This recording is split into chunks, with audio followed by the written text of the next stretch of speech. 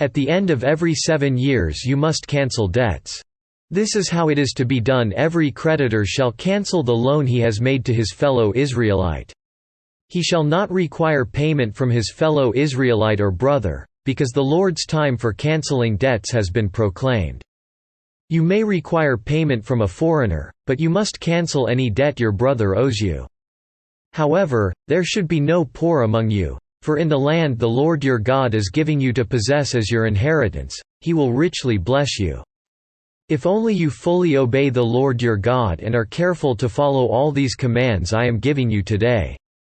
For the Lord your God will bless you as He has promised, and you will lend to many nations but will borrow from none. You will rule over many nations but none will rule over you. If there is a poor man among your brothers in any of the towns of the land that the Lord your God is giving you, do not be hard-hearted or tight-fisted toward your poor brother. Rather be open-handed and freely lend him whatever he needs. Be careful not to harbor this wicked thought. The 7th year, the year for canceling debts, is near, so that you do not show ill will toward your needy brother and give him nothing. He may then appeal to the Lord against you, and you will be found guilty of sin. Give generously to him and do so without a grudging heart. Then because of this, the Lord your God will bless you in all your work and in everything you put your hand to. There will always be poor people in the land. Therefore I command you to be open-handed toward your brothers and toward the poor and needy in your land.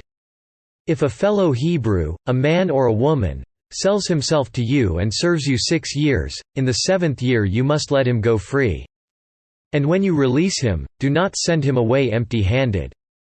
Supply him liberally from your flock, your threshing floor and your winepress. Give to him as the Lord your God has blessed you. Remember that you were slaves in Egypt and the Lord your God redeemed you. That is why I give you this command today. But if your servant says to you, I do not want to leave you, because he loves you and your family and is well off with you, then take an awl and push it through his earlobe into the door, and he will become your servant for life.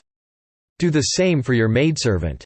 Do not consider it a hardship to set your servant free, because his service to you these 6 years has been worth twice as much as that of a hired hand. And the Lord your God will bless you in everything you do. Set apart for the Lord your God every firstborn male of your herds and flocks. Do not put the firstborn of your oxen to work, and do not shear the firstborn of your sheep. Each year you and your family are to eat them in the presence of the Lord your God at the place He will choose. If an animal has a defect, is lame or blind, or has any serious flaw, you must not sacrifice it to the Lord your God. You are to eat it in your own towns. Both the ceremonially unclean and the clean may eat it, as if it were gazelle or deer. But you must not eat the blood. Pour it out on the ground like water.